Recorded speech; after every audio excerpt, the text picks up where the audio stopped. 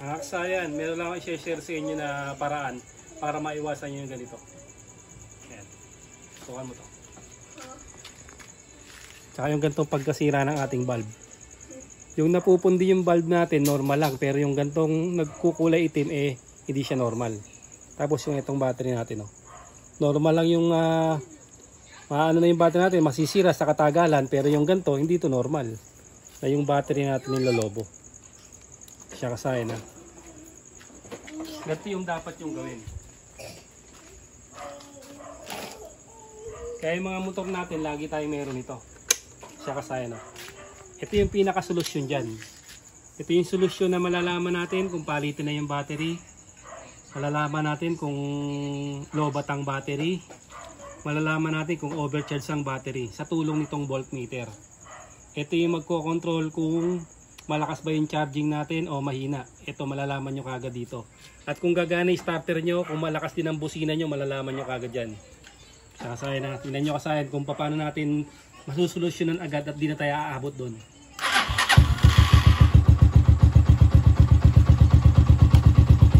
Kaya hinihikayat ko kayong magkabit nito. Kahit anong uri ng motor. Para meron kayong pang monitor. Sa mga katulad yan na kaso. Kasi itong reading na to papunta na yan dito.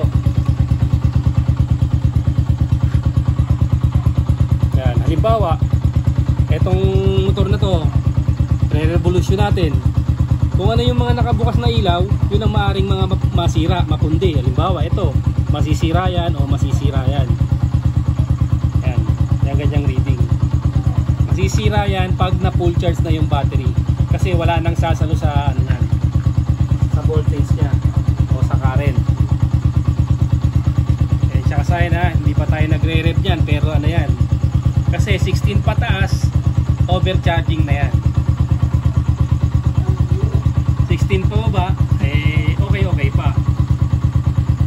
Eh, tsaka sayo na, pag nag-rev tayo, ayan na, mas lalo ng matindi. Konting rev lang yun. Pero yung palo niya 18 pataas. Kaya automatic yan, mapupundihan na tayo. Pag ganito, ang magiging diferensya nito, kasi ito ang voltmeter, sinasabi niya yung reading ng ating battery. Ngayon, pag pinagpatuloy natin yan, yung battery natin lolobo at yung mga ilaw natin masisira. Hindi tayo pupunta sa stator kasi automatic yung stator natin buo yan. Pupunta lang tayo sa regulator rectifier. So, pupunta tayo sa regulator rectifier, nandito yan. Dito nakalagay. Ito kahit anong motor to. Ang model lang natin ay TMX 125. Siya ba? Ito yung charger natin Ang unang-una natin gagawin dyan, i-check muna natin yung positive at negative.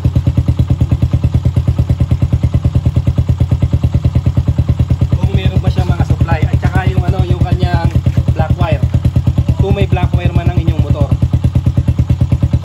So, lalagay lang natin ito sa body ground.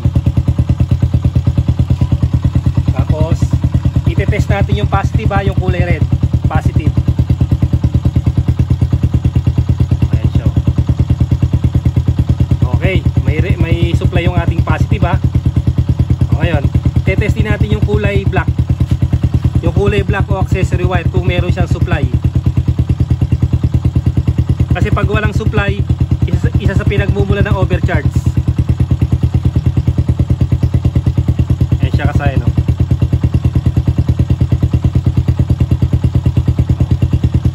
May supply din ang accessory wire, overcharging din.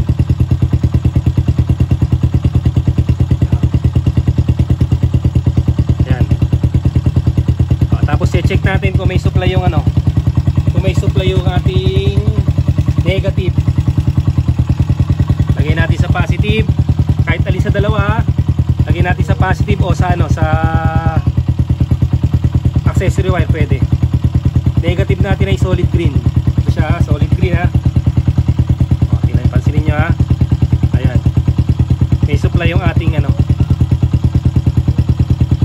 Ibig sabihin kasi ang problema nito ay regulator rectifier.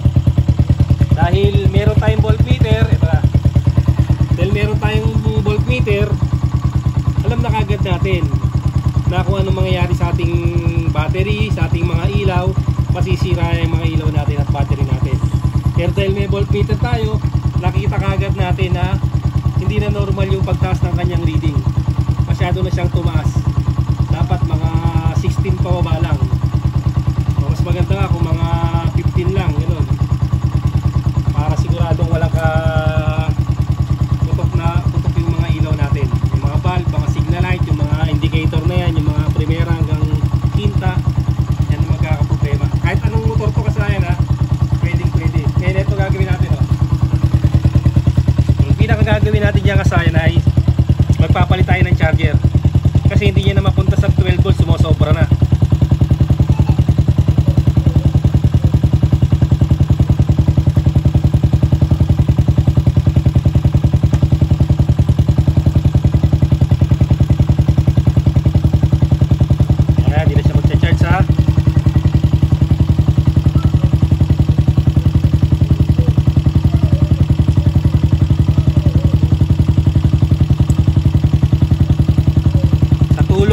Voltmeter, malalaman kagad natin ang sakit ng ating ano. Ito. Pang Rusi.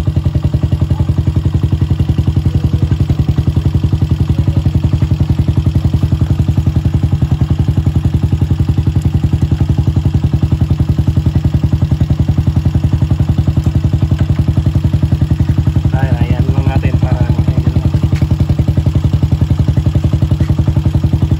ganito gagamitin yung Rusi, hindi nyo na ilalagay yan. Pagka full wave yung kakabitan natin, Skygo, Pinoy, Euro, tapos yung Rusi, yan, mga ano yan, full wave.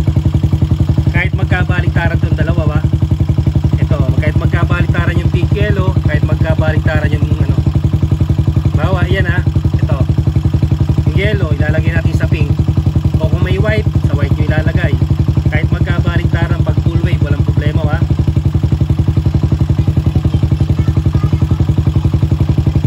Tsaka sayo na, tapos yung yellow ilalagay natin sa kulay pink. Spark kasi mayroong supply ng charging kahit sa kulay pink ha.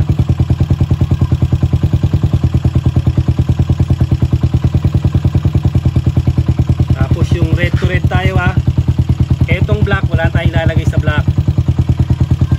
Ito bakante, ito bakante, accessory wire.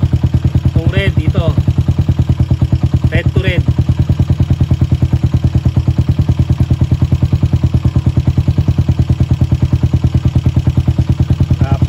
Green to green.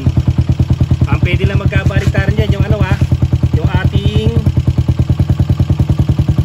charging. Hindi pwedeng hindi gumana yung isa dyan ha.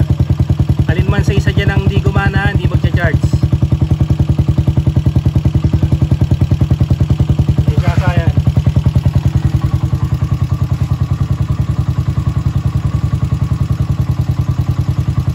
Pag gumanya na yung charging ninyo, kahit mag-rev kayo, hindi naaabutin yung natin.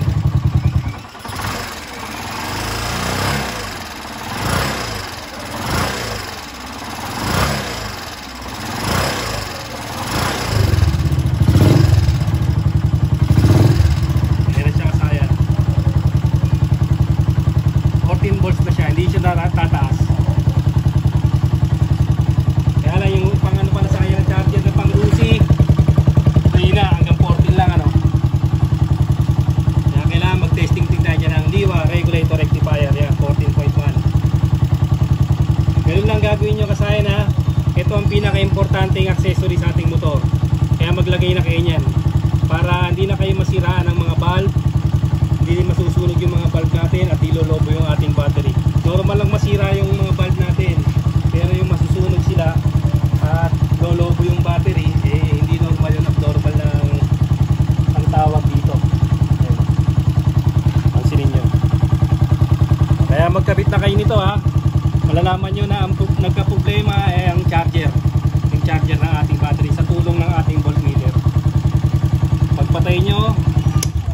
As binuksan nyo siya, malalaman nyo kung gagana yung starter. Kasi yan, automatic ang taas ng volts niya. 13.2. Automatic yan. Gagana yung starter natin.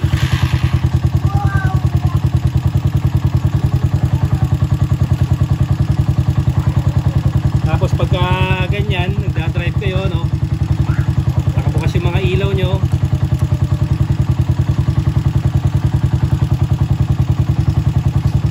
Malalaman nyo rin yung load nyo.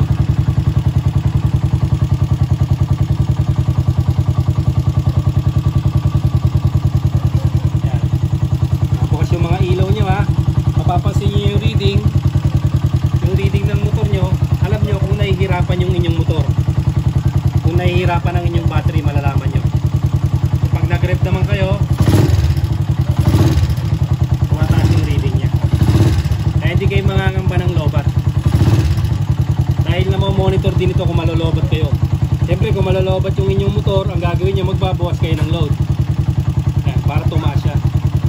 Bawa yung MDL nyo, yan, nakalagay siya, no? Pagdating sa maliwanag na lugar, patayin nyo muna kasi meron naman tayong headlight. Yan, may headlight naman tayo. May headlight naman tayo pag maliwanag ang lugar. Kapag madilim, tsaka natin gamitin yung ano natin, mini driving light para makabawi kaagad siya ng charging. Dito na lang mga kasaya ng simpleng tutorial natin para maiwasan natin yung paglobo ng battery at pagkasira ng mga valve ng ating motor. At pag tinagapan, pati stator natin masisira.